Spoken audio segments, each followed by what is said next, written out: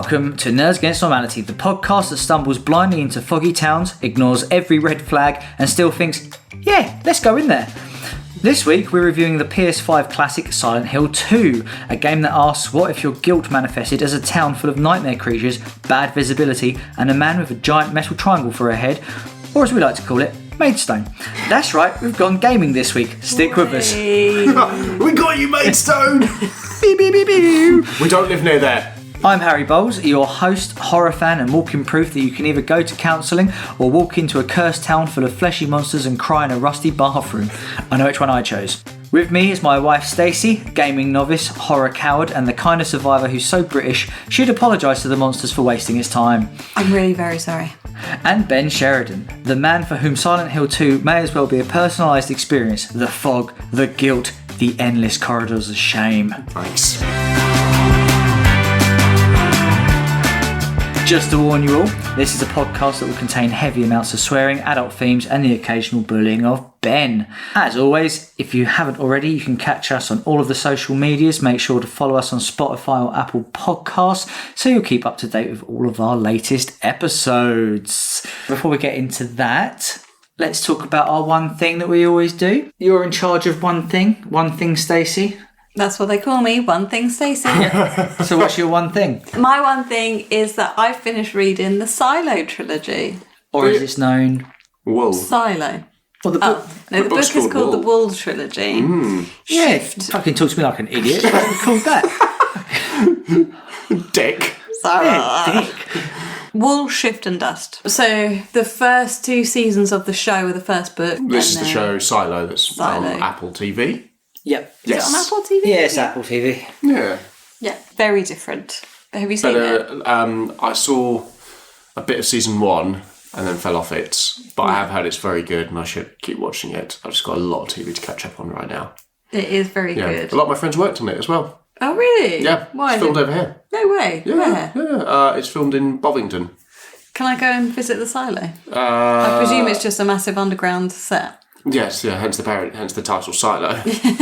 No, it's wildly different. They added loads of stuff in just for the show. So, like, in the show, there's a bit where they're looking at them through mirrors and glass and things like that, but none of that happens. There's Looking at themselves in mirrors. no, like, the IT department are watching everyone, basically. Classic It's IT. a bit like Big Brother, isn't it? Yeah, there's a guy in it. Who's the guy, the judgy guy? Anyway, the guy who, like, everyone's scared of. I know who you mean. Yeah. That doesn't help me remember his name. No, we'll come back to it. He's always wearing a leather jacket and he takes over as judge. Whoever that guy is, Yeah. I can't remember his name.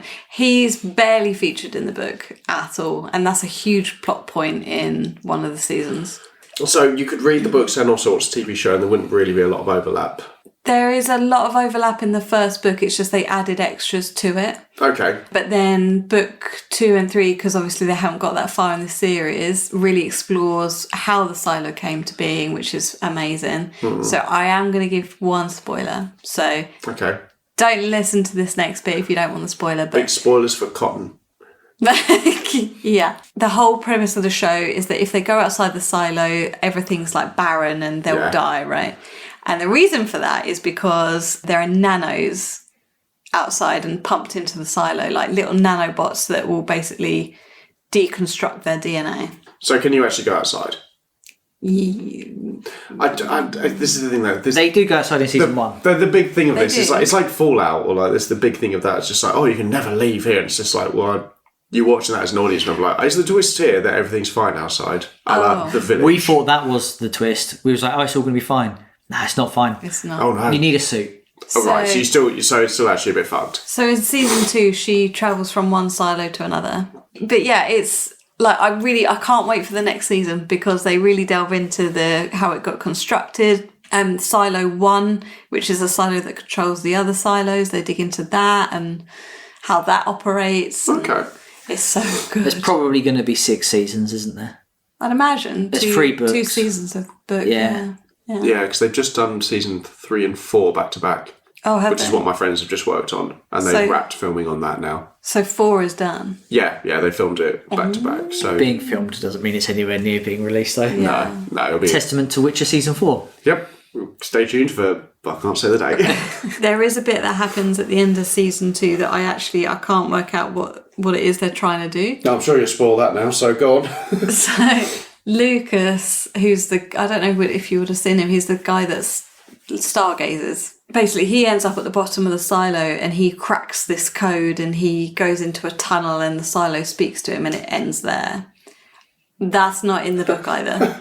So I think there's a couple of things it could be, but I'm not certain Okay. route they're going. So it's interesting as well for me to see how the TV show plays out. All right. Okay. So that's your one thing you've read the books. Yeah, that's my thing. Nice. That's pretty cool. What have you done? So my one thing is, I recently watched the new Predator film. Oh, I can't. Oh, you're joking. Was that going to be yours? Yes, never mind. Shit. I've got a backup. We watched that last night. Yeah, we Killer of actually- Killers. Yeah, How'd you find it? really liked it. I really, really enjoyed it. I thought it was a very good return to form. And from the guy who did Prey, who's not doing the new one though. No, he is. Oh, he is? Yeah, he's doing them. Oh, I didn't know that. He is Mr. Predator. He's doing them all, isn't he? He's the Predator. He is the Predator. That's why the Predator's coming. Not like that. I'll fix it for you. Jimmy! Yeah, I got a bit confused because I thought... Because each section is about 20 minutes long for the samurai and the Viking and the pilot. And I was like, well, how... Is that just it? And then obviously it goes into the final section where they're all together. But yeah, I really enjoyed it. I thought it was a really good, solid story, and the individual ones could be their own shorts, which was great. Loved the animation. Very spider Thought the animation was on point. I think that was the best way to do this. Personally, I don't know why they made the because the decision. Predators were very over the top. Yeah, Their characteristics were exaggerated, weren't they? Like the brute, he was massive. I just don't think you could have He's done on that. roids. Yeah, he's on the juice. He's juicy hard. His penis is shriveled. Oh to fuck. my god, hasn't it just? That's what I was saying. I've not got anger issues. It felt like a really short film, I think, because it had the little segments. So. Yeah, and I liked there's certain things that feed into the lore of the Predators as well. Like one of the reasons their armour looks the way it does is because they tried to fight the samurai in the actual world of the lore. Yeah. They tried to fight the samurai once and they lost. So because of that, they parodied their armour. But obviously that Predator doesn't have it. So that sort of stuff. There's really nice moments in this which it feed into why they are the way they are. But yeah, I think it was just a good, great little reveal at the end as well. Oh, you're going to spoil it for us? No, I'm not going to. Because I've got integrity and I have respect for our audience. Yeah. I will. Obviously, it's revealed at the end that one of the Predators can be killed by peanuts. Massive Because they've all allergy. got a peanut allergy. They're all on the spaceship and they bring out the announcement being like, there is a predator on board that is highly allergic to peanuts. If everyone could refrain from eating. And then some predator was like, well, that's not my problem. And then he was like, oh, it's me. But yeah, really enjoyed it. We're kind of getting back into Predators now. I don't really know why. We sort of had a massive resurgence of it because I think Prey did really, really well and was a bit of a return to form. So I'm looking forward to... Are you looking forward to the new one though? Yeah. I am and I'm not. Why does it look like a gimp? Have you seen the trailer? You're obsessed with the gimp imagery. Yeah, just why? Not that I remember. You'd remember. It would haunt your dreams. I just think it looks... Is it called Badlands? Badlands, yeah. But I think they tried this once before with Predators. Remember that one where they all end up on their planet? Yeah. Which is great. Great film. I enjoyed that, to be fair. But yeah, just watch that. I think for a casual watch as well, it's quite good. You can sort of... In the nicest way You don't need to watch anything previous, do you? No, you can sort of drift in and out of this as well, and you'll be absolutely fine. What was your favourite time period? The Viking lady was pretty sick. Like, the shields. Oh yeah, that one shot which just goes through all of them. So good. I like the samurai thing. Samurai was cool because it was all silent for the most part anyway. Yeah. And I wanted to know more about the brother dynamic. I don't think you're going to find out any more now. No, probably not. Proper dead. No, it's super dead. Spoilers. Fuck. I love spoiling things today. So that's probably been my one thing. Predator Killer Killers. It's on Disney Plus. Go and watch it. So what have you thought of Yeah, your but one thing? from one predator to another. Harry, what have you been watching? I got rolled into the anime hype of solo leveling. I've heard of this. Have you heard of it? Yeah, I've heard of this. Solo leveling. Right. So it won loads of Crunchyroll. Yeah, it won loads of Crunchyroll awards have been like Crunchy of the year. the crunchiest anime, rolliest roll anime. It won them all. It won a lot of awards because I'm not going to shit on it too much. It's got a very good animation. It's got a stellar voice cast. It's got a lot of the Dragon Ball Z voice casts are in it, and it's very tropey. I think you would love it. It sounds ideal. Because how many flashbacks do they do? No flashbacks. Oh, there are a couple of flashbacks. How many stares off into the camera do they do where they go like... There's a good amount of stairs. Fuck! Basically, the world was changed one day where rifts opened up. It sounds like My Hero Academia, and out of nowhere, hunters, humans gained abilities to become hunters.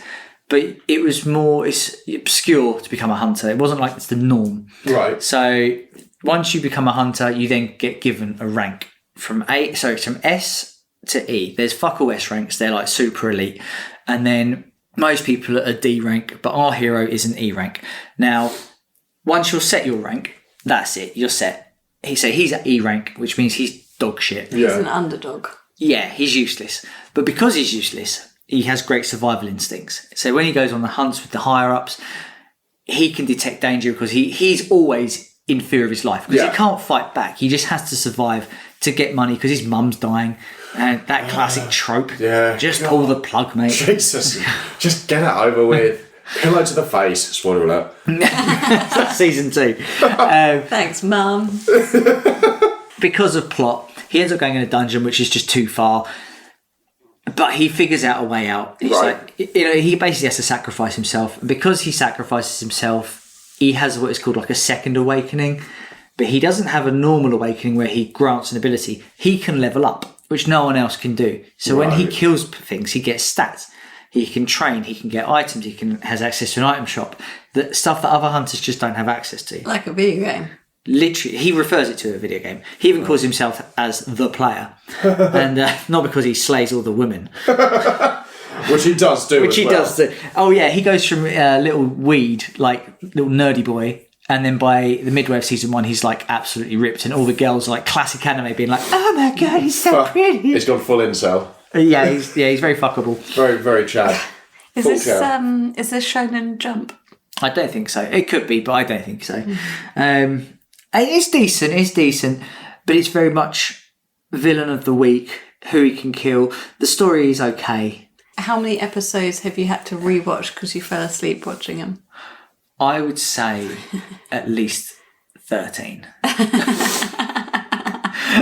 There are 13 episodes in a season. That's 12. I'm just about to finish season 2. So I watch stuff before I go to sleep in bed, and then I will fall asleep watching it. It is good. It's worth a watch because it's quite short, and I've got high hopes that it will keep getting better because it's fun. Yeah. It's literally an endorphin show. It's just like punchy, feel good. Okay. It's not like Attack on Titan where you could get half a season of like plot and story, character development. It is very much like, yeah, I'm hard, and then the next episode is like, yeah, but maybe I'm double hard. Like, God, it's even harder. And that's the general vibe. I was good. I'd probably give it 7 out of 10. Okay. And I would not give it the hype train that it deserves. All right. So from one Japanese animation to another Japanese animation. Ooh, very good. Yeah, on to our Silent Hill review. On with the review. Okay, so Silent Hill 2 follows the story of James Sunderland, who is drawn to the cheery town of Silent Hill after receiving a letter from his late wife Mary. As he looks for answers and the truth, he encounters some questionable inhabitants who really want to get intimate. I'd like to ask you both, how many copies do you think this game sold? Ooh. This is just PS5 edition, not the original PS2. I don't have a benchmark, so Ben, you're going to have to go first. 3 million. 3 million copies. What's the question? How many copies has it sold? I'm going to go high. I'm going to go 8 million. 8 million. Goodness me. Konami would be happy with that. They would be. Well, it'd be a drop in the ocean compared to all those pachinko machines they've now licensed. That's right, Konami. We're coming for you next. Nerds Against Normality pachinko machines coming soon. We will sell out for anyone. So it was his best-selling game. It was the best. 8 million worth or? 2 million. Oh, okay. Yeah. Resident Evil has the monopoly of horror games. Silent Hill was always the little brother. Yeah. Unfortunately.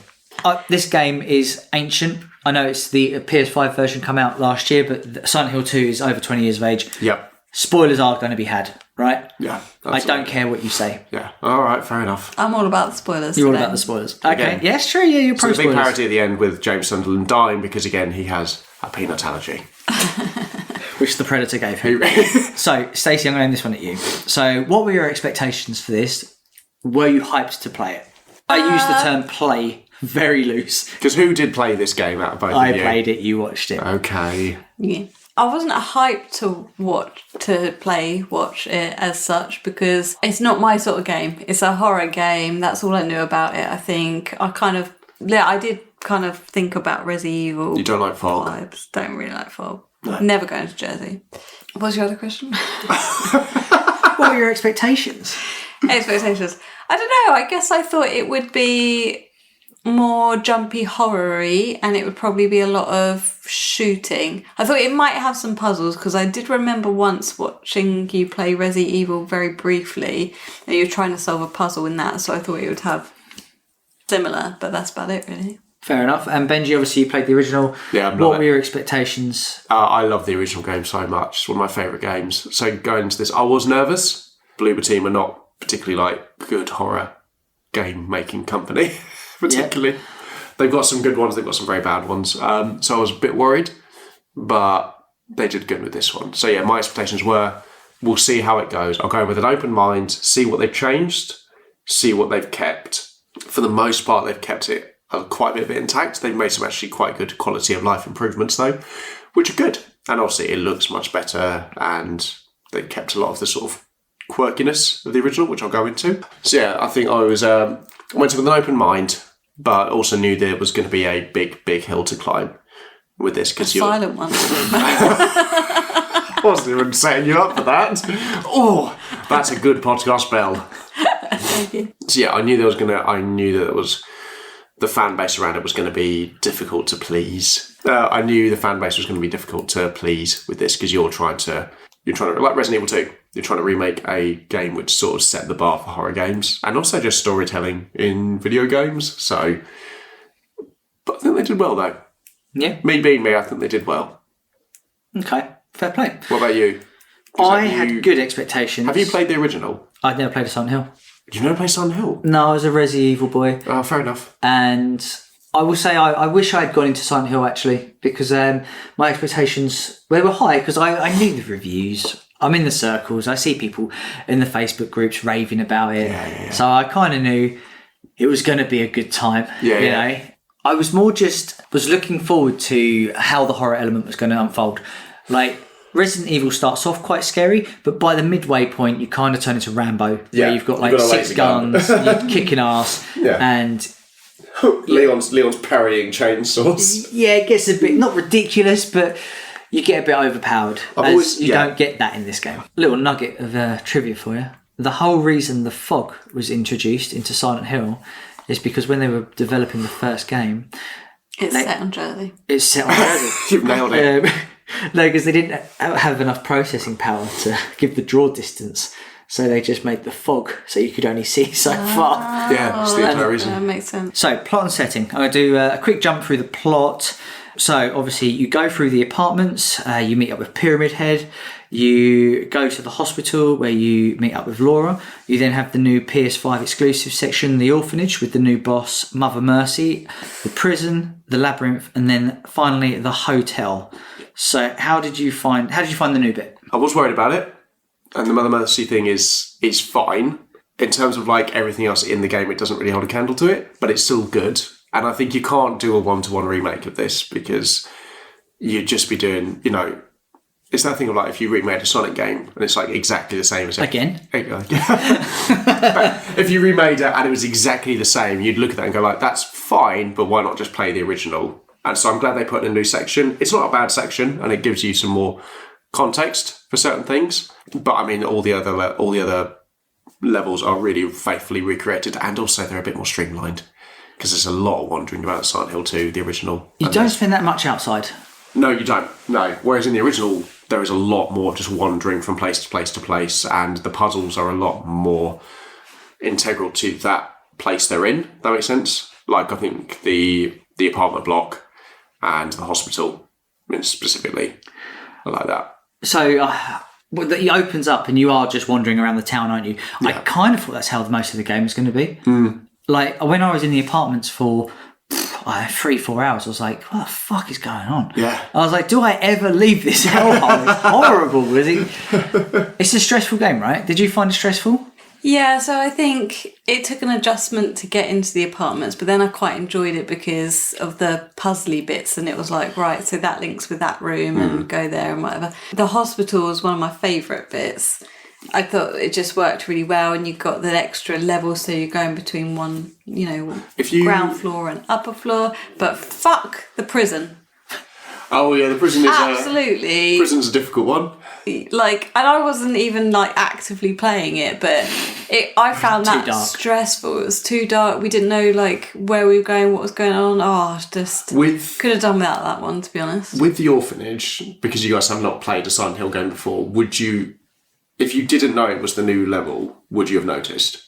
Well, I've set you up a kipper here. Oh, fantastic. Because the orphanage does not exist and Mother Mercy is not a boss. Bollocks. You have not played the new Silent Hill 3. I got him on the recording. No. Shit. I got him. I played the original. I have been I spoke to Ducky. I was like, I'm going to stitch him up. That's fair. And Ducky was like, how are you going to do it? And I was like, I want to make something up. It was only consolation. I've also never watched any of the films we've reviewed. I hate films. I just want to spend time with my mates. Yeah. Mocking aside. But well done, mate. Yeah, wait, it sounded real, right? Yeah, it does. It does. You should be in video games. Thank you. You're welcome. So, I think the original was about a 25 to 30 hour game, I think. This is like a 35 hour game. So what I did is I've seen someone play this through who is like a Silent Hill expert who just played it through on Twitch. Did they explore, or was they like, this is go time? Everything. Oh, okay. They did everything. So I just watched it in like sessions because I was like, I can play it again.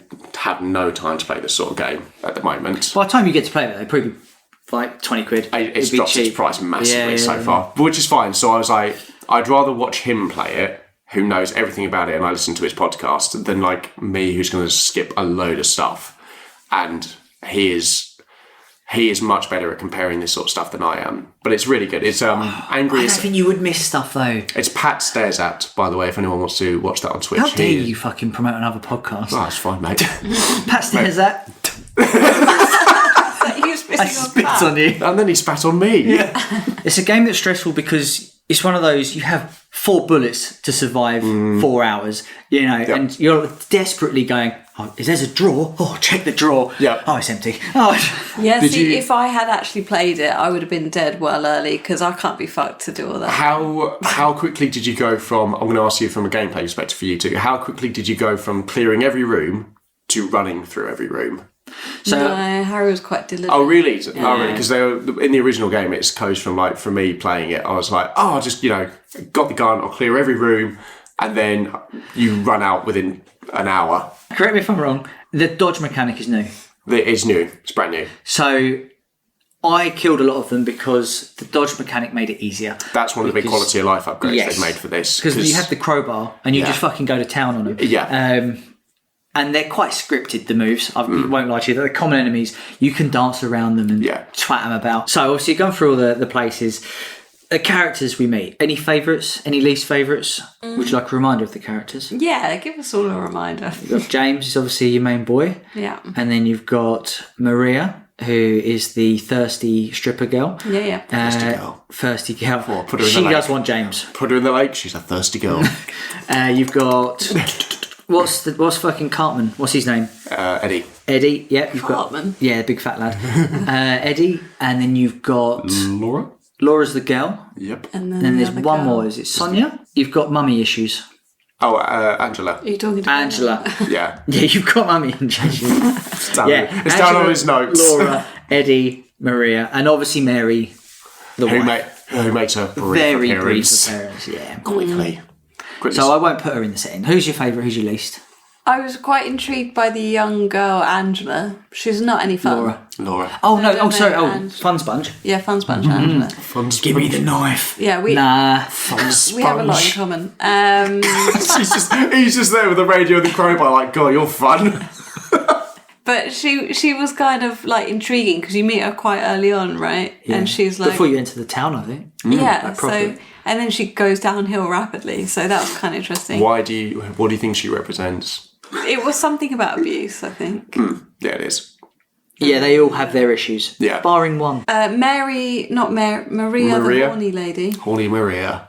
I didn't mind her either. Like once you got past the horniness, which was a little bit annoying, it was like, okay, cool. Oh, God, I'm just... not now, Maria, I'm not ready. James is obviously the most interesting because you're kind of trying to work out what exactly is going on. But the most annoying for me has got to be fucking Laura, The kid. the kid. Poor choice of words. For many reasons. One, Why? she's a cocky little shit. That is true. Most Two, kids are. She's like, whatever, and she runs like, I get it, and we'll go into it, I'm sure, at the end, how it doesn't matter as much, but she just runs through a corridor of monsters, like, you know.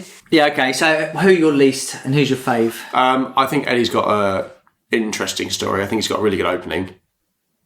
Oh, well, when he's basically having a meltdown in the toilet. Yeah, just thrown up into the bathroom. That's interesting. Eddie's done much better in the new one than the old one. He's barely in the old one. So they gave him a bit more. So much more to do. Was he a boss? He was a boss, Okay. but he was like a very easy boss, if that makes sense. Whereas this one, I think they've actually like ramped up the difficulty for him quite a bit. Yeah, And, it was fair. Yeah, Angela gets the most screen time out of the characters. Apart from Maria, she gets the most screen time out of the other side characters in both games, and they've still done it really well. They've done it justice. So, yeah. Okay, so gameplay wise, Yeah. did you find it dated at all? I know it got a PS5 lick of paint.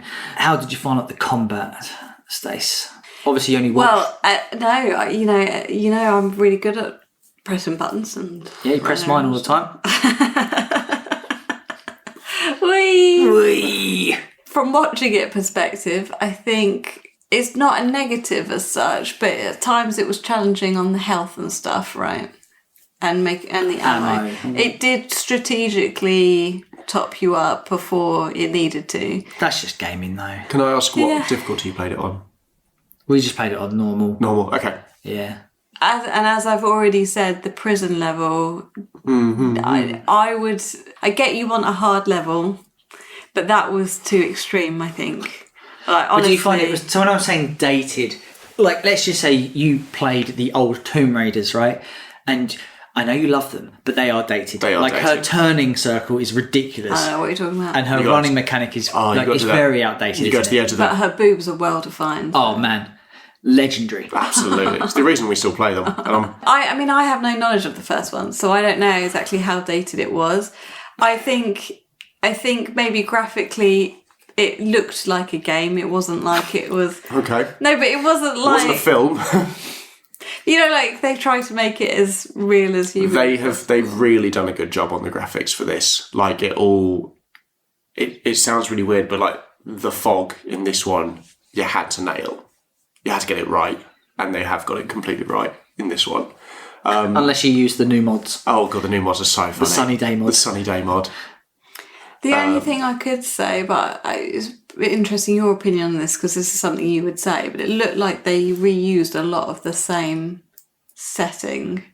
As in, when you're in the hospital and you go into a room, they just kind of copy paste that into another room. Yeah, there was a lot of that. Yeah. Combat in the old games is very bad. It's not good. Would you melee in the original? Yes. You It would. was your main thing. Like the crowbar, like all the weapons you have in the new one are the same ones you had in the old one. But it was deliberately slow and clunky and the hitbox was all over the place. But it's designed that way because James can't fight. Yeah, he's just a bloke. He is the most generic milk toast vanilla bloke you could have in a game. sort of guy? He's the worst. Yeah. What does that say about me? Oh, ice cream is my favourite flavour. Beige. Vanilla, please. Let's push the boat out. I think the dodge mechanic was a big sticking point for a lot of the veterans of it. The veterans. But Excellent quotations. thank you very much, sir. But I think they've made it work for this because, again, like you said, they've sped everything up because you can't really play that. What about you? Because obviously you were playing it. You were in the driver's seat. So I really enjoyed the puzzles, I've got to say. Puzzles are great. I love them. Yeah, there was a lot of new added puzzles. And that was great for someone that was watching it as well because we could kind of figure them out together. Yeah, the only one that stressed me out was quite late on in the game, and you have to rotate a room. And you have to basically get the two stairways to link up. Yeah. In the prison. Oh my God. Yeah. That's the bit before you go down to the courtyard. It was, yeah. It was so stressful. Because you're just sitting there and it's like wrong.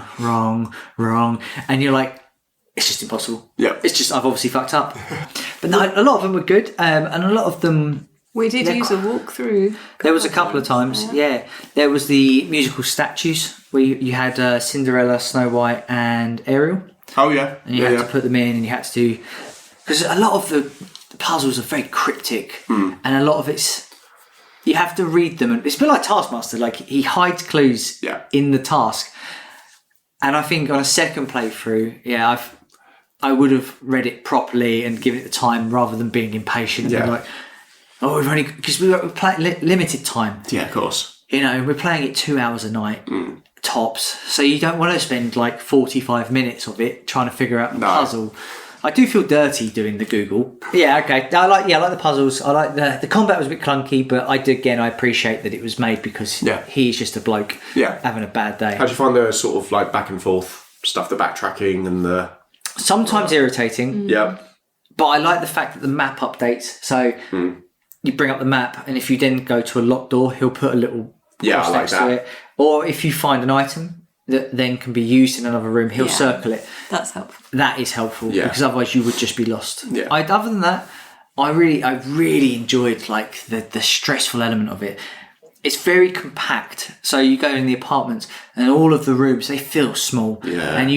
And the radio has that irritating crackle when you're near enemies. I enjoy that. And you know they're near. Yeah. But because it's so windy with all the corridors, it could be anywhere. Yeah. And you know that they're just going to fucking jump out at you. We got so bad. we got. I can't remember. Was it a mannequin. Right at the end? Yeah. Right at the end, like Harry was just going into a room to explore it, and there was a bloody mannequin like hidden, tucked around the corner, and it jumped out at us, and we both were like, "Oh my god!"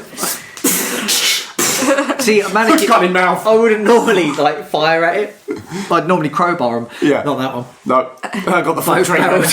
The one grenade you're allowed in the game. They did a good job of making it like because there's not that many enemy variants. No.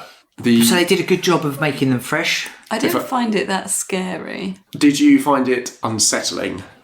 No. No? Okay. Like that random mannequin thing like aged me 5 years. That's fair enough. Apart from that, not really, because it was more like zombie-esque, which I don't find particularly scary. But did the story or anything like that, like... No, I found the story really interesting. The story's great. It's one of the best stories in games, and I'll say that. Okay, so this is a little fun section, and I'm not sure how I'm going to do this, but I'm quite excited about it. So, we're going to play Blind Date. Oh, no. So, do you remember Blind Date? Cilla Black would come out. Surprise! Yeah. And you'd have a male. Would come out? Yeah. And then there'd be three. You did both? I did both. Mm-hmm. Okay, so you'd have one sex to the left, and then you'd have 3 dates on the right. And it's called Blind Date because you couldn't see them. Yeah. They would just have to give a little description as to why they should. They'd ask you a question. They'd be like double entendre, like, "Oh, if I was a baked good, what would you be?" And like, "Oh, I'd be pizza because you're spicy." And then B would be like, "Oh, you'd be full of my cream." And then I'd be sitting there like, "Oh, spunk on your face." So I think you've watched a different Blind Date. Okay, so our person who's looking for a date is going to be Pyramid Head. I'm going to be voicing these people. Okay, so come on over, Pyramid Head. And it's like... I would like to specify the accent for the person. No. Australian. G'day, mate. I'm Pyramid Head. My previous occupations include butcher, executioner, and trauma manifestation. About myself, I'm just a quiet guy looking to drag someone special into my life. I have big sword energy, and I like punishment, heavy lifting, and slow walks in the fog. I dislike emotional intimacy and doors that open properly. Very good. Welcome, Pyramid Head. Woo! So, behind door number 1, we have Lying Figure, which, if you can remember that one, that was one in the straitjacket. Yeah. Who sounds exactly like Christopher Walken. Oh my god. I hate you so Whenever much. you're ready, Harry. Yeah. I'm very thirsty right now. Oh, you caught me out. I'm going to catch you out. Okay, so Lying Figure. I'm a street creeper, straight jacket tester. About me, I'm not into small talk or talking at all, really. I just spit the truth and acid. But I seem to always get wrapped up in my own issues. Pick me if you're into tight latex and no eye contact. I used to really like these games. Would it be ruined if it was like, oh, James, you son of a bitch. Stop it, because someone's going to do a mod about this now. Going to do the Nerds Against Normality podcast for Silent Hill 2. Okay, thank you very much, Lying Figure. Next up, behind door number 2, we have the Bubblehead Nurse. Do you remember that one? That's the one that's all skitty. Yep, didn't like it. Didn't like it. No, the one that's got the knife and he's all like... Who sounds exactly like Matt Berry. Matt Berry. Okay. Well, Pyramid Head, I'm a healthcare worker, not DBS check, mind you. About me, I'm an interpretive dance enthusiast, knife sharpening fanatic, and I have 0 bedside manner, but I'm down to poke around your insides, medically or otherwise. Pick me if you're not afraid of commitment or tetanus. It's so funny how it's so funny how the nurse and the straitjacket guy seem to know each other really well. They seem to sound so similar. They do just mould. Almost as if it's got one accent. But wait, there's more.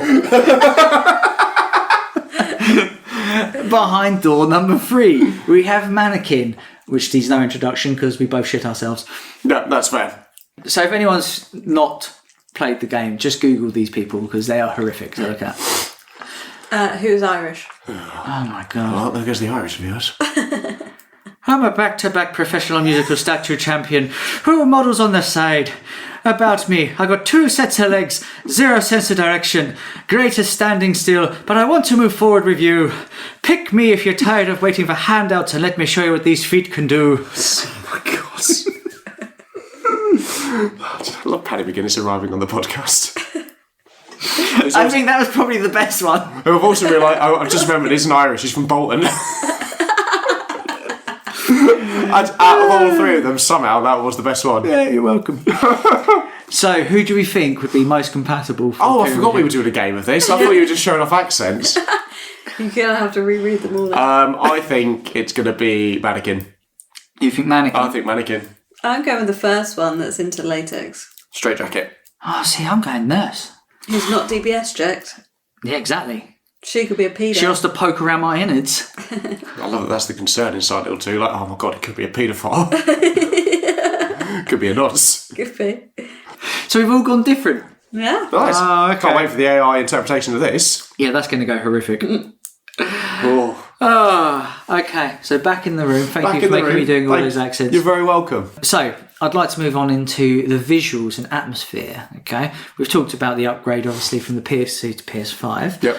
And a little bit on the atmosphere. So, how did you find like the lighting, the level design, the creature visuals? Nailed. Did they do it for you? Nailed the fog, like I said earlier. They've nailed that because that's something you have to get right in this. What about the creature movements? Creature moves, they're frightening. They're just unsettling. I don't like them. I don't like anything that moves skitishly like that.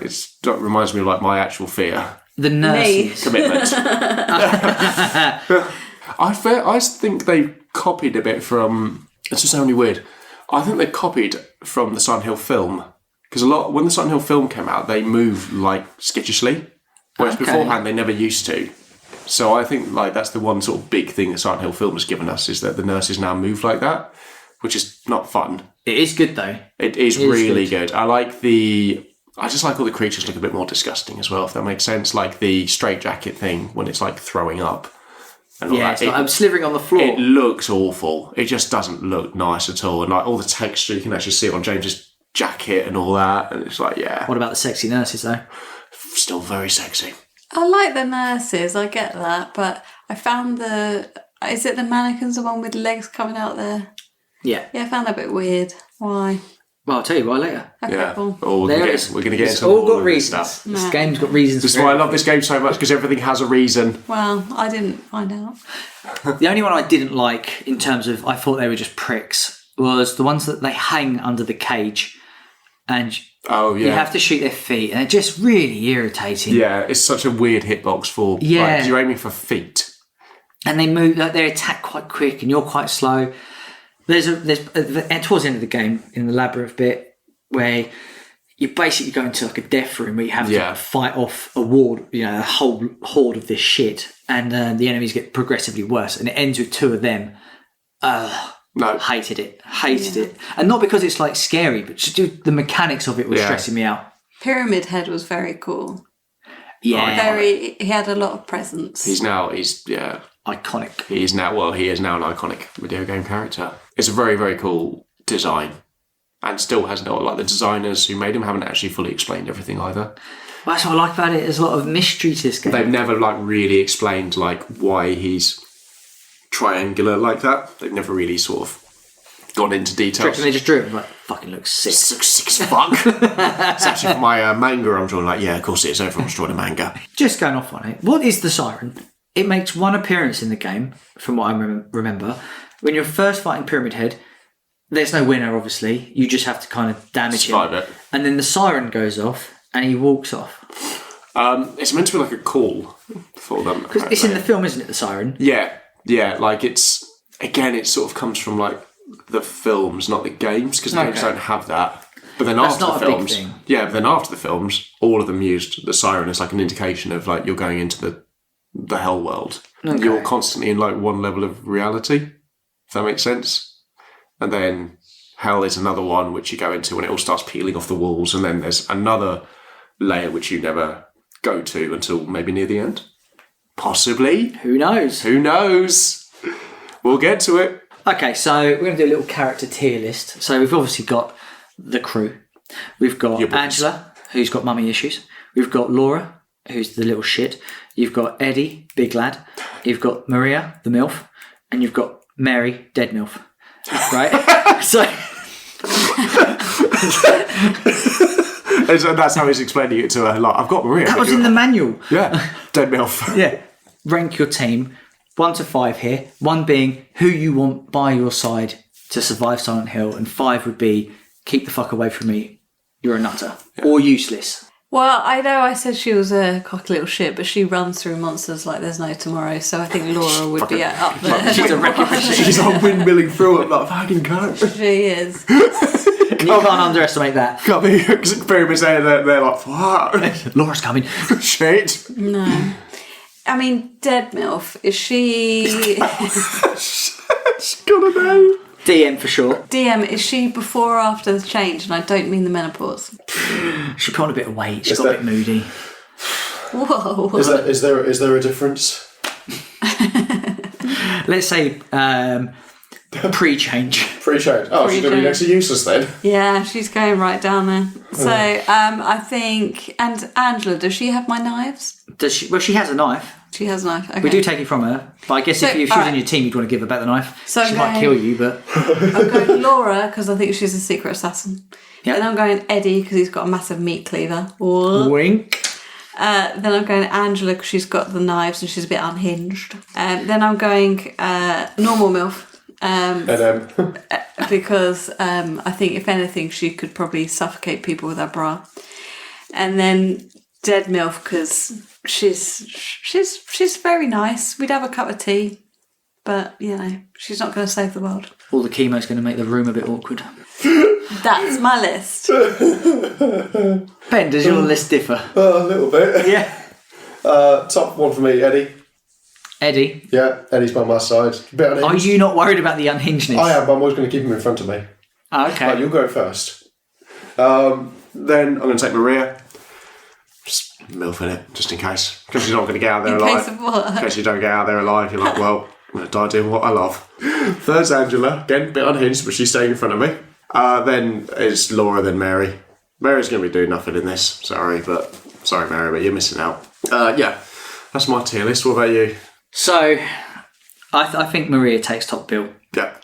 She can use a gun. She's handy for, if you need to get into a second room, you can bunk her up. She's actually got a bit of common sense about her. She also might not be real, but I'll take that risk. I was about to say, she's also immortal, technically. Yeah, so she's quite handy. I'd probably go Laura, because you can vents and stuff. She's good in vents. You can just chuck her in there. Get her in a sweatshop, do what you want. Exactly. It's all good. New merch out now. Exactly. Laura, make those fucking t-shirts bigger. I would then probably go Angela. Her negative vibes might bring me down. That's why you got to stick just with Maria. So, I'm just going to come home and like, what are you guys talking about? And you're like, nothing important. Maybe I could palm off Laura to Angela to be like, here's a project for you. Yeah. Your mum was shit. You don't have to be shit. There you go. I'm healing the world. Exactly. You're a good person. I would then go Eddie because he's unhinged. I think in a tight corner, I think you'd be all right. And you could be wind him up, push him in a room and then I was just about to say, you could get in there, close the door. Yeah. You just wait. Like a Beyblade. Let it rip. Yeah, that's what I'm going to say to him. You're my Beyblade. Yep. And then Mary, because I've got no time for dead cancer wives. No, absolutely. So I guess the last question is it approved? Stacey? Yes, I would prove it. It was a good one to watch as well for other partners who watch their other halves play video games, because you could do the puzzly bits together, but it was almost like watching a movie at times. So yeah, I would approve it.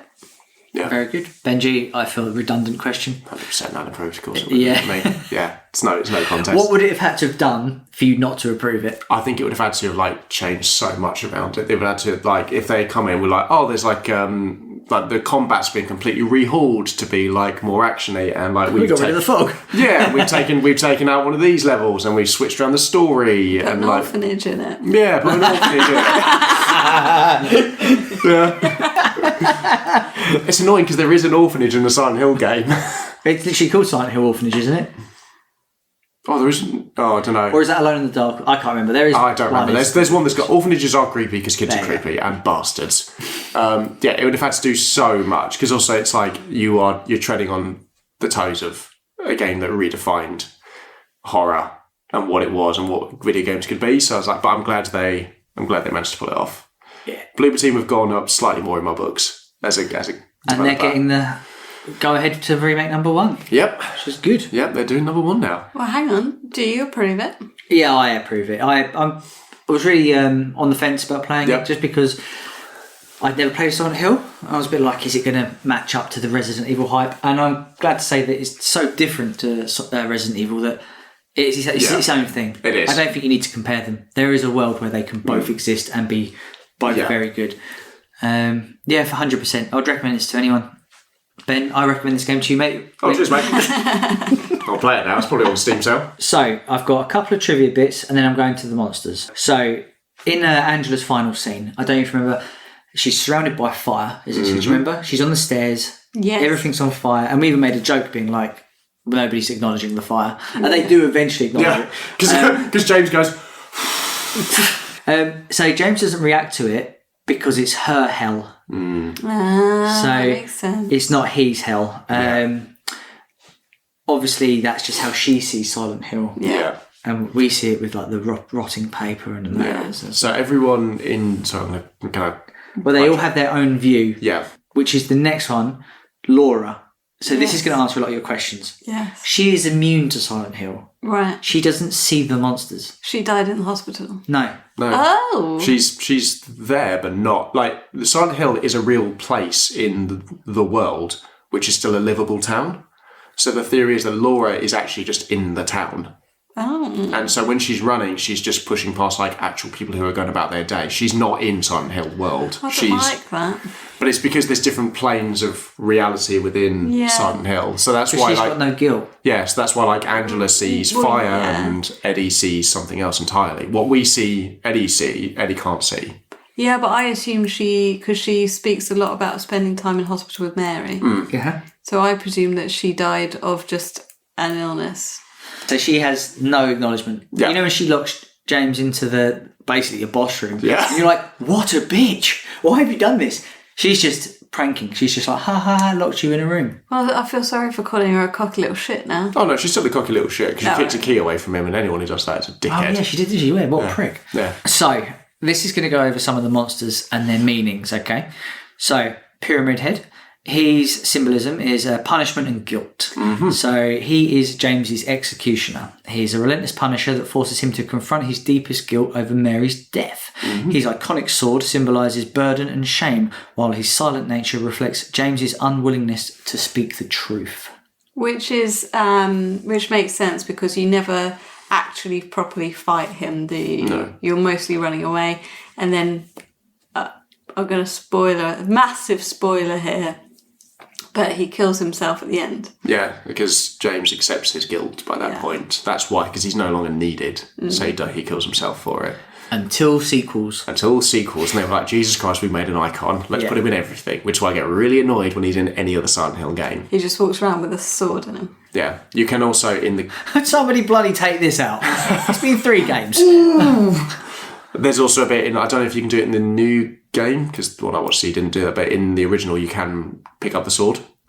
So you pick up the sword for a puzzle a very brief time. Does it drag along behind him? It's like very hard. Yeah, so that's like it's the fucking weight. hard to manage. Yeah, that's the weight. So you're not meant to be able to like pick that up and use it. Yeah. So yeah. Cool. It was cool though, having the sword. A really, really cool thing, which also explains why... Do you remember when we were speaking about this and you went, well, why does he shoot him when you first meet him? It's literally that sort of like confronting your own like guilt. So the first thing he does is try and push it away and not accept it. So he tries to kill it. As a male, I approve. Absolutely.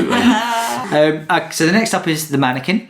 The symbolism is repressed sexual desire.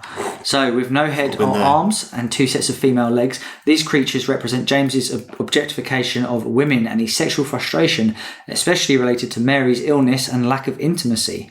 Their twitchy movements and erotic undertones disturbingly contrast with their violence. I'm still not really on board with that idea because you kind of see that in Maria anyway. Then we've got Lion Figure, which is the Straitjacket guys. So they represent emotional suppression and suffering. It's a very light-hearted game. Trapped in a tight, fleshy straitjacket, it symbolises James's internal suffering and inability to express his emotions. It sprays acid from the chest, a twisted metaphor for pent-up pain and bile. James refuses to speak. Basically, what we've learned from this game is men should talk about their feelings. No, men should go to a town and punch the shit out of monsters to get rid of it. Okay. Next up, we've got the Bubblehead Nurse. Obviously, twitches. Symbolism. So, twisted sexuality and medical trauma. These nurses reflect James's sexual repression, specifically tied to seeing Mary suffer in hospital beds. Their overly sensual appearance, high heels that expose cleavage, is warped by grotesque twitching and aggression. God, back when the NHS was a proper hospital, you used to get all these nurses Make everywhere. Britain great again. Damn right. Mugba. Out means out. Mugba. Do you agree with that? Yeah. And they've also now they've also become like the secondary iconic character in Silent Hill because they are in every single one since then. Also thanks to the movie, I imagine. Oh yeah, the movie really makes sense. Which is weird because again, it doesn't make sense why they're there, but it's fine. And lastly, the Puppet Nurse. So that was the black nurse, I believe. So loss of control and guilt over Mary's decline. Slightly different from Bubblehead Nurses. These appear more in the hospital as moving like marionettes. They reflect James's helplessness in watching Mary waste away and his detachment from the reality of her suffering. Again, this is a very light game. Keep it light. What about the swingy ones? They represent his need to Go swinging. Himself. Go swinging. Just need for wanting to swing with other couples. So there's a few details. Can I tell you them?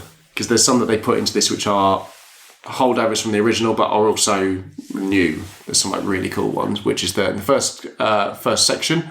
Mary's in the back seat of the car. I had that spoilt for me before I even played the game. Oh, I'm sorry. So I knew the twist. Yeah. So Mary, it's implied that the letter was from like years ago, whereas in reality it's probably that he literally smothered her, put her body in the car and drove to Silent Hill. Oh God. The radio, when you first pick it up and it does like crackling speech, it's Mary saying, James, why did you kill me? But it cuts itself out. And in the Japanese version, it's completely spoiled because they put the subtitles underneath it. Oh my God. So they spoiled the twist in the first 5 minutes. The mannequin, you get I this... still think it would be enjoyable even if you had it spoiled. Yeah. Because if you... You still want to Yeah, because you can now look at it with Yeah. like... It's like the others we watched. It's like you can now look at it and look at all the clues. The mannequin, the first mannequin you meet... that you see when you get the torch, is wearing Mary's clothes, and also James is also in one of the where you get the gun. That's James. That character model is James. Oh, I didn't know that. Staring at a TV, which is exactly how he does it in the final section. So again, it's kind of implied that maybe he did kill himself, something like that. Speaking of the videotape, when you hit the pause menu, it's there. That flickering like texture in the background is the tape of him smothering her, but it's zoomed in. Oh, I didn't know So that. it's like right in front of you from the moment you start the game. Konami used to be so good at making games. Konami used to be fucking brilliant at making games, and now pachinko. Yeah. Just some of the details that are in this, and obviously like in the prison section, you literally drop down and down and down into like what's essentially hell, and you got to fight your way back up. Yeah, there's some like so many little details in this. We kind of were guessing what it could be throughout. We knew it was something bad. Did you know it was going to be that? Well, and then when he puts in the videotape and we were watching it, I think you were like, oh God. It gets worse. Because I knew she was in the car, but I had no details. Yeah. Like, that was it. Have you seen the dog ending? No, we haven't watched any of the other endings. Watch the endings. You'll get to the best ending, the dog ending. The Shibu. The Shibu ending. Where it's literally a dog all along. Yeah. It's great. It's like the Truman Show, isn't it? It's literally that, yeah. And it's just a dog at a control room. What's so funny is that's also not the end of the game. You do it. It's like halfway through. Is it? To get the dog ending, and you literally just open this. It's like a door that's always locked, and you get the key finally, and then you unlock it, and the game just ends there. It's like, why would you continue playing the game? Okay, yeah. I see what you said. Yeah, it's really funny. And that's that for this week's episode of Nerds Against Normality. What did I learn this week? If your dead wife sends you a letter saying, meet me in the town where all your worst memories live, you don't pack a map and go, you delete the message. Thanks for hanging with us. Catch all of our latest episodes every Wednesday wherever you get your podcasts from. Please follow, rate, like us on social media for more exclusive content. If you have a question, something you want us to review, or a great story from your week, please email us at nanpodcast@outlook.com. Thank you for listening. Bye. Thank you, bye. Bye-bye.